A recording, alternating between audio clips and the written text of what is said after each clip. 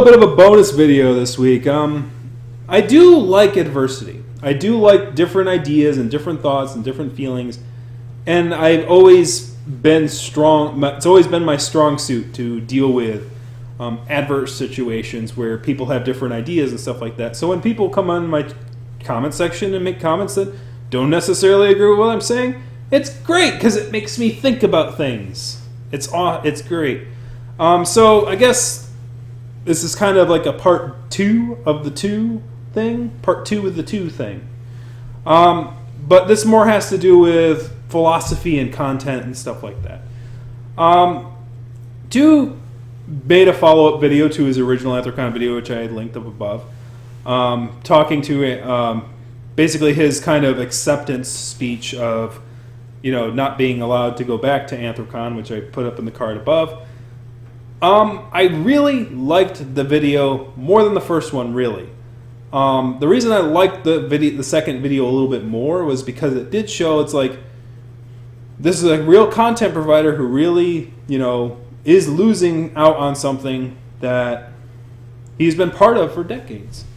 It's the human side of it. It's like he performed for better upon a decade, not really changing his act all that much, and I think that the political landscape, and I think this is the problem with all these shock jock performers, or the people who are doing or saying shocking things, is that they really didn't update their content. Like, I think that a lot of people took it a lot less seriously in eras where people weren't actually like going, well, geez, there's actual people who might latch onto this and actually see it as a excuse to perform violent actions or to perform like really like just villainous stuff. And I think that a lot, like since Trump's victory, a lot of people have been second guessing, like, were these punchlines really as harmless as people originally thought? And I think that's a lot of things that people are dealing with consciously. And you can kind of see it in people. But really, the philosophy of this thing, the philosophy of this, really stems down to this. So we are social justice warriors, and these guys are anti-social justice warriors, and blah, blah, blah. Here's the thing. It really comes down to this. There's 2 groups of people here. On one side, you have people who believe that the world is crap. The world will always be crap. The world is full of nasty people. Nasty people who will tear you down, pick you apart piece by piece. So their lesson, but they want to see people get better. So they say, well, you got to grow a thicker skin. That's their solution, is that you ain't going to change people from being scumbags. So you need to get some thick skin. You can't have your safe spaces. You can't have any of this. You need to grow thicker skin. And you need to expose yourself to adverse thoughts and opinions and beliefs and feelings in order to toughen yourself up mentally and physically to those adverse opinions so that you're not blindsided by it and you don't have that sort of a thing. Like they say, well, if your heart bleeds too much, people will take advantage of it. People in power will take advantage if you give yourself too much. If you give yourself too much, people will take full-on advantage of you. They will run you over without a second thought. So you need to build tougher, thicker skin and speak your mind. So their advice to people is to grow thicker skin, to ignore the idea of safe spaces and all this stuff. On the other side is people who say, well, it shouldn't be up to us to grow the thicker skin. It should be up to the people who would exploit others to grow a bigger heart. They need to be better people.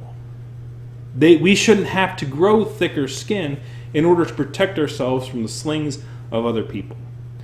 We should instead have a larger heart. We should each be more empathetic, have more emotions.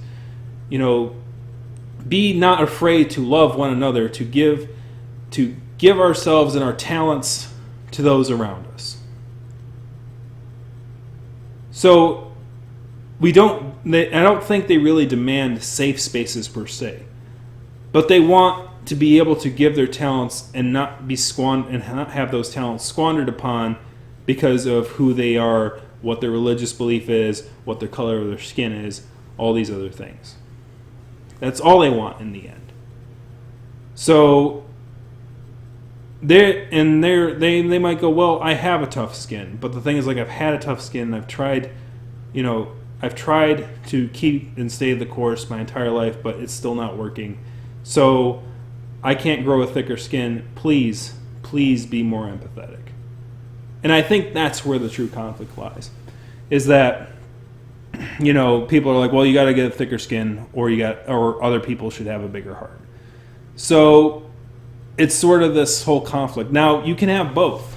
And I think that it's very important to have both. And I think it's healthy to have both of those things. To grow a thicker skin about yourself and be able to reflect upon oneself more. And also to have a bigger heart, to be the bigger thing. There's this old philosophy called the golden rule, which is treat others as you would treat yourself. So, but to me, that, like, interestingly, it's kind of become fool's gold in a way, because the golden rule has now been used by other people to go, well, you're not treating me how I would treat me, so I'm going to treat you like I'm going to treat you terribly, and I'm going to use this rule as an excuse for treating you terribly. And thus the cycle continues, because now you're treating them terribly, and so they say, well, according to the golden rule, I have to treat you terribly, and they might go a little step beyond, and then you got to treat them terribly because the golden rule says that they're treating you terribly, so now you got to treat them terribly, and now I got to treat you terribly. Now, here, see what I'm talking about, how the golden rule is fool's gold? Where does it stop? This is like the eye for an eye problem. It's like, what happens when you run out of eyes? Go for the ears next? Don't go for my ears, man. No. So, to me, I follow what's called the platinum rule. I treat other people better than I expect to be treated. I expect the world to treat me like crap. I expect it. I've grown up with it. All right? So I understand it. But it doesn't get better if you treat the world as crap in return, because, hey, the golden rule says if the world treats me like crap, I got to treat the world like crap back. Golden rule, son. No, you can't do it that way. You got to go, well, let me take a step back from the situation, reevaluate, see if there's good things and critiques in the person around me, and do that. So, To the Ranting Griffin himself has some good critiques for Anthrocon. In his follow-up video, he goes, hey, look, it's not costing you any time to have me up there, especially when it's like, well, if I don't have my own show, I was still part of other shows, and those other shows are still going on. What's up with that?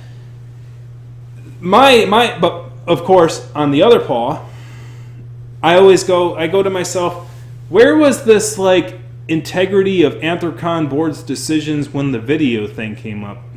Because I noted in my previous video, it's like Anthrocon's always been kind of secretive with why they make the decisions they do, and from an outsider's perspective, there's always if it's something that you really like, there's always this kind of opacity, and your mind always kind of fills in the blanks. It's like, well, they banned him for videotaping at the convention, but the video evidence shows that that in his own documentary shows that he videotaped at the convention in 2013. So why did they wait until 2016 when he published the documentary itself to ban him permanently from the convention? Not just get him off stage, but ban him permanently from the convention.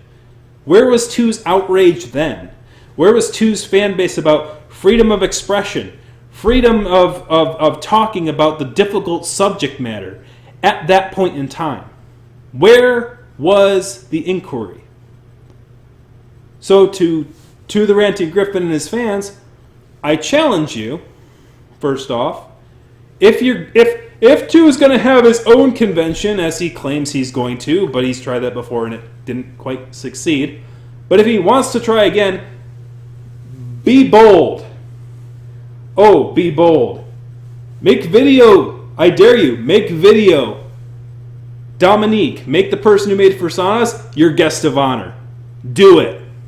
If you believe in free speech, that shouldn't be oppressed, even though this documentary didn't put your friend Kage in a good light,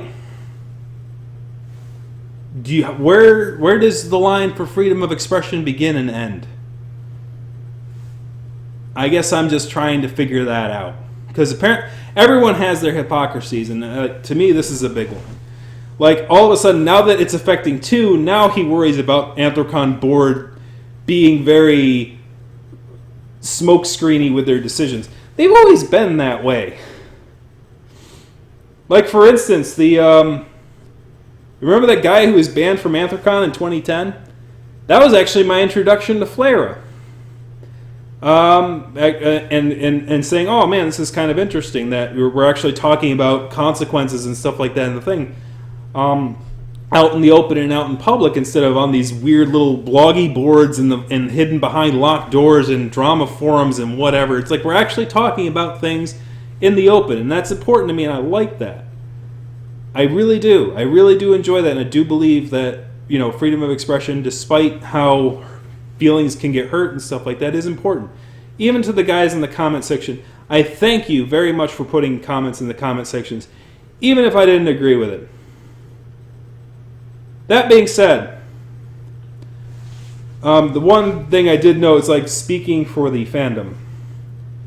I always was curious about stuff like that.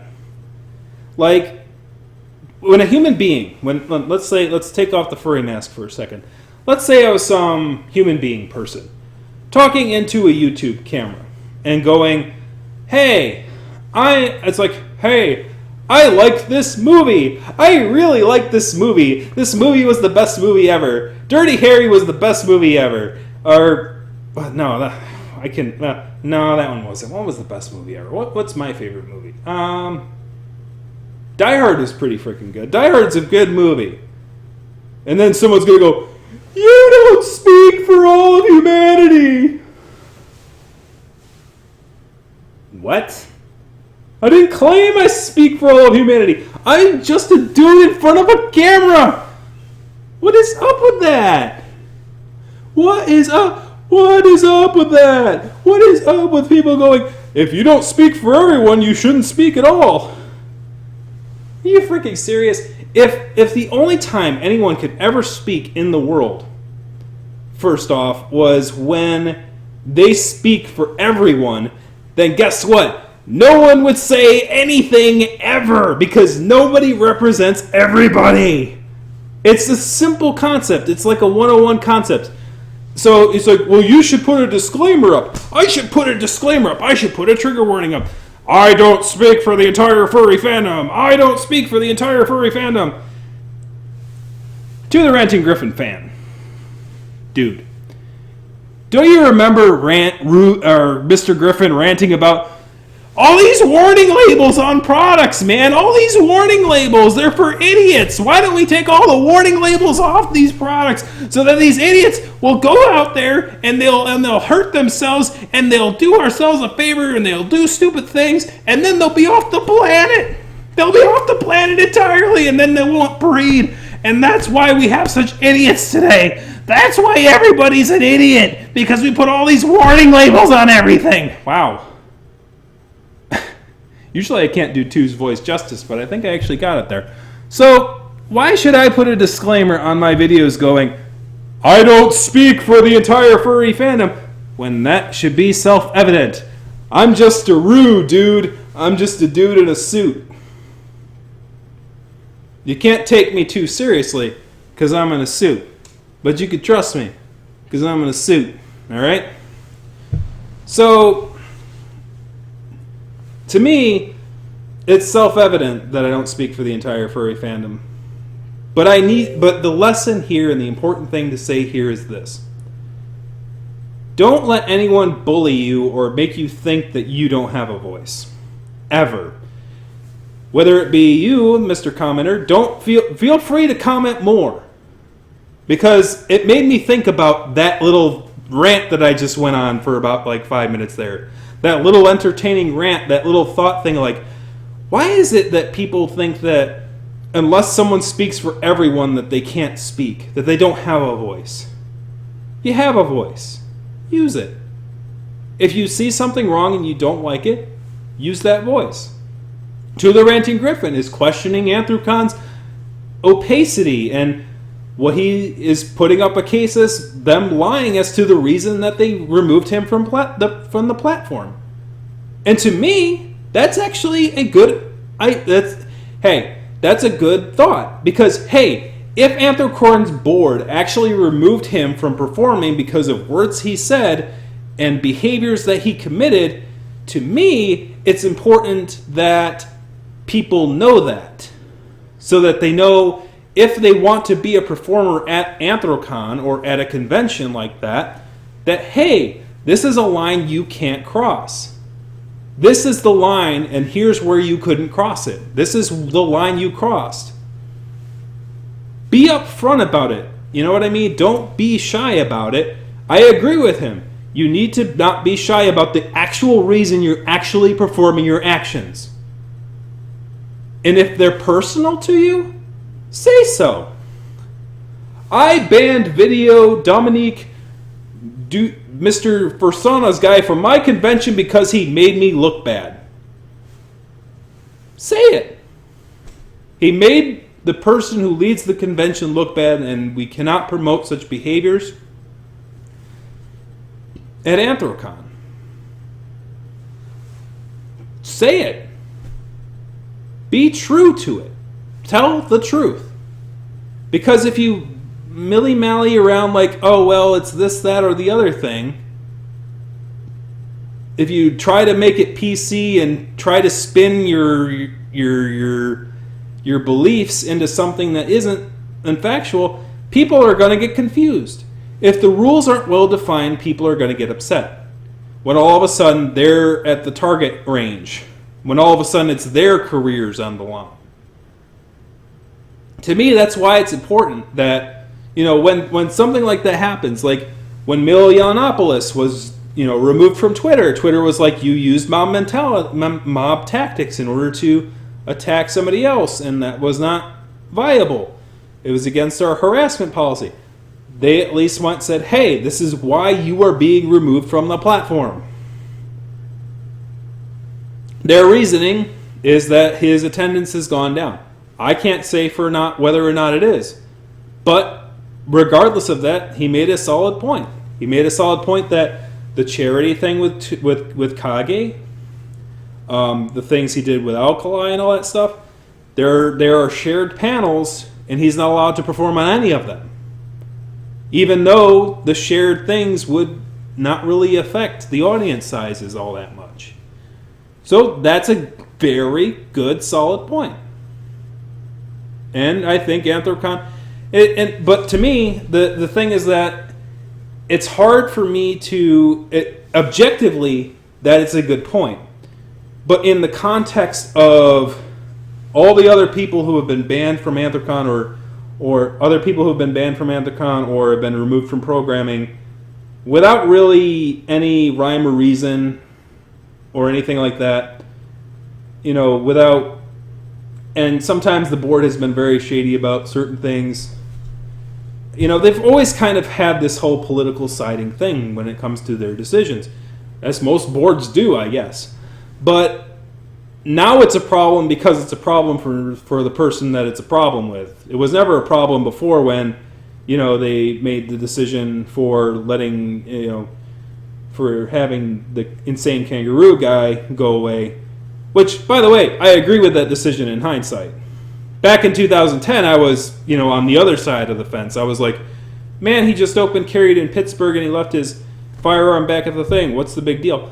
Knowing how things work a little bit more behind the scenes when it comes to politics and trying to, give good graces, I understand now that it was probably more along the lines of the guy went to the airport.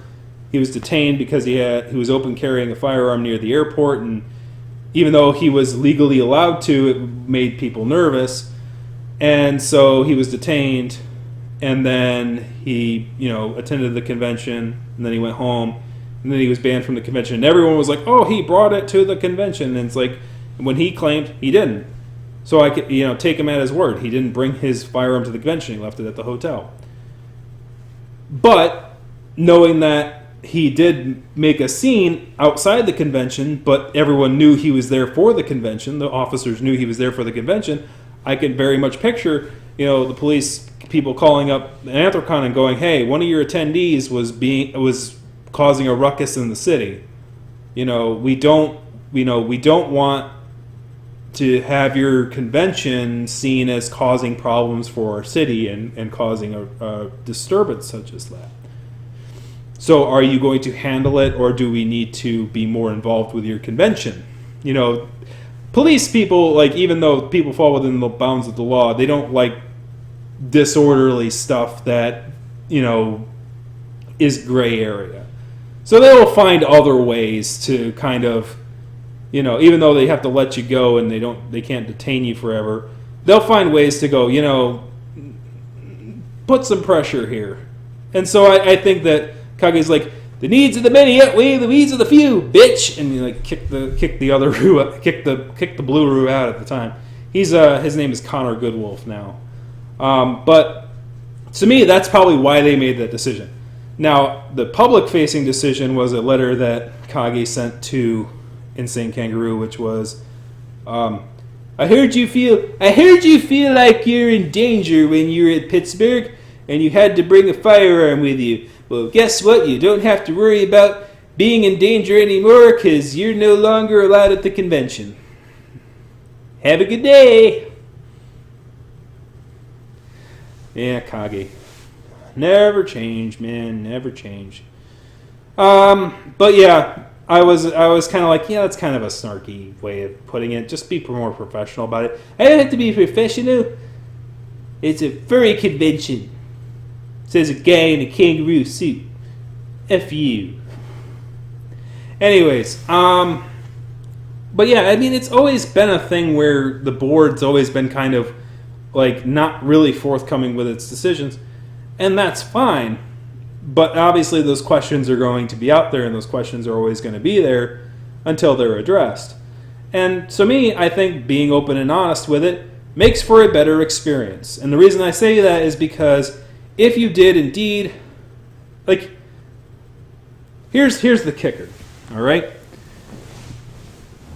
A very recent news article came out about JonTron. JonTron has a YouTube channel, and he's been making very controversial comments lately, particularly about Stephen King, the Iowa senator's statements about not making the future with other people's babies. That's a whole other can of worms. But basically, JonTron was promoting that thought about we have to worry about other people having babies and stuff like that. And so that comment was seen as pretty racial and stuff like that. So back a long time ago when JonTron was on Game Grumps, they had a guest. The guest was a person who worked at Rare, mostly on music compositions. And it was a funny episode. They played GoldenEye, they played Banjo-Kazooie. And so, world comes full circle, okay? So, because they know this guy, I think his name is Greg Tanner? I can't remember. It's a G. I know that guy's name has a G in it. But, so JonTron had a voice, had a character that he voiced on the upcoming Ukulele, which I'll probably play on this channel as well during my Let's Play phase when it comes out. But so Ukulele had JonTron as a voice actor. Recently, they had to update the game because the game's almost finished. It's basically near its golden phase. It's going to be released in about a month. So they removed him from the game. They removed his voice from the game. And the reason they gave was this. JonTron has recently been involved in controversial statements which may make some individuals uncomfortable. and may make people think about those controversial statements rather than being immersed in the game that we want to provide. So we decided to update the game in order to remove the person JonTron's voice from the game. Boom. Period. This was the problem. This was the reason that we decided to do what we wanted to do. End of story. No controversial little nammy-mammy. There might be, like, some people might go, oh, I really like JonTron. I really like JonTron, so I'm not going to buy your ukulele game. And here's the thing, too. Like To the Ranting Griffin, who considered Anthrocon his family for like 10 years. JonTron like really loved Banjo-Kazooie. He really loved the original Banjo-Kazooies. And now, whenever he plays this game, he's got to remember. Now he's going to think about this. He's going to think about the fact that that he was basically snubbed by him. You know what I mean? It's going to have an impact on him playing those video games. Like playing those original Banjo-Kazooie games. He's going to really be thinking about like, oh wow. Like every time he plays it now, he's going to be thinking about, man, this team here is the one that said you went too far, and we're basically, we invited you to our party, we let you be a part of it, and then we let you go. But at least JonTron knows why.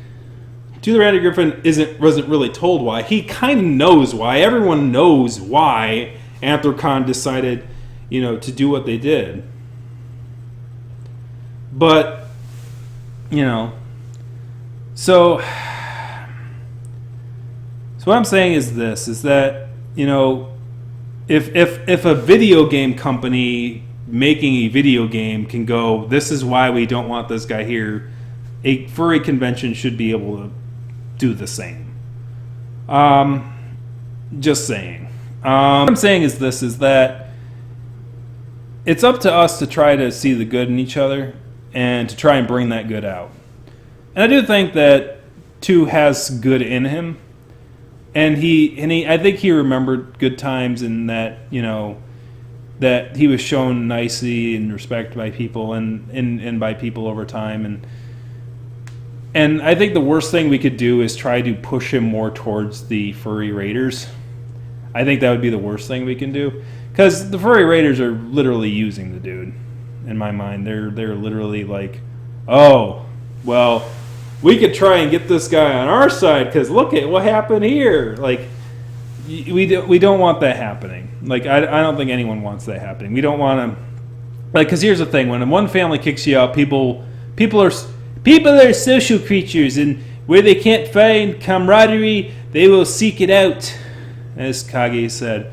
So the last thing we want to have happen is that somebody seeks out the companionship of like individuals who actually have pro-Nazi beliefs, because that would be horrible. And I think that a lot of pro-Nazis are taking advantage of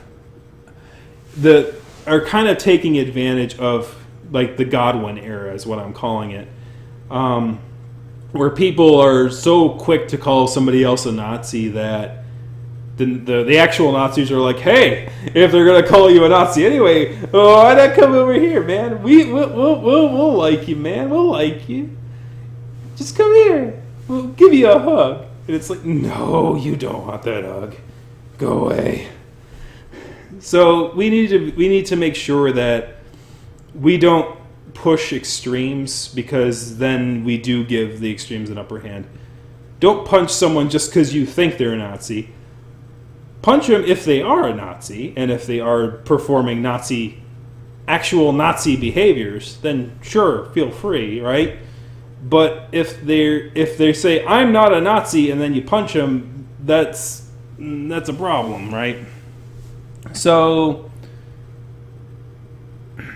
it's very weird, this world that we live in right now. And so, as I said, I call it the Godwin era. Like, because the internet is really affecting culture, and like at this point, it's it's almost like everyone's calling everyone a Nazi.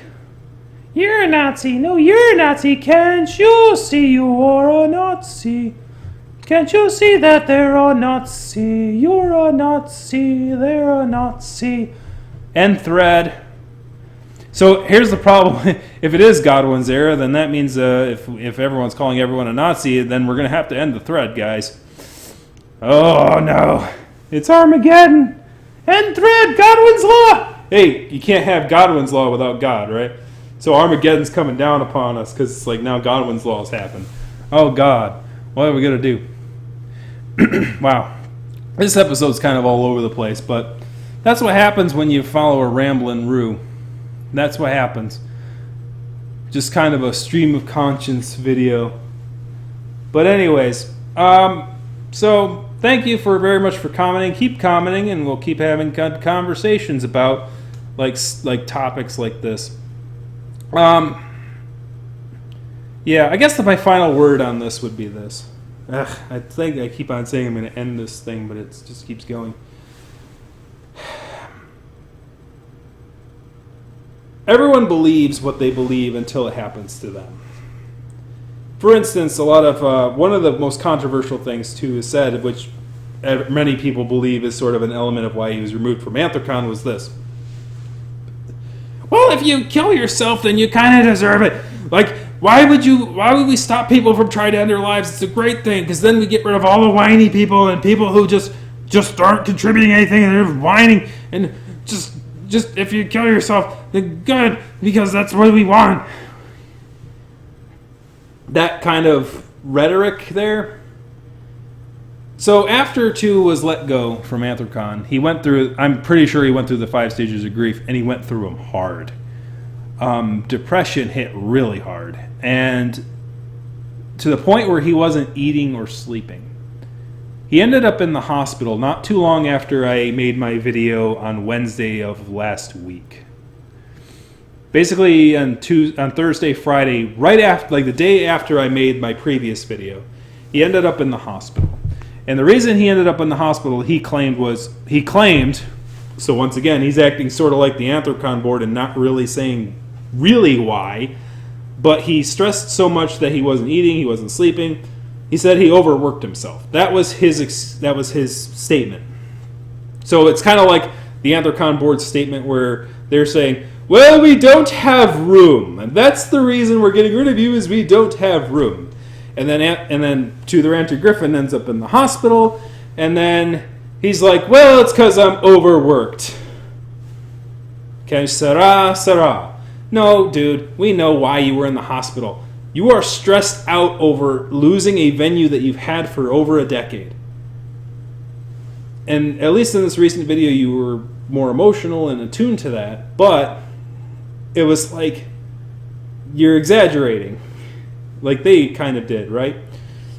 So you were emotionally distraught over losing your family, over losing what you considered a family, losing a big part of your life like that. So your body, voluntarily or involuntarily, stayed awake, didn't eat, was suicidal. Say it with me now, too. You were suicidal. Whether it was subconsciously or consciously, you lost something very important and dear to you. We all know this.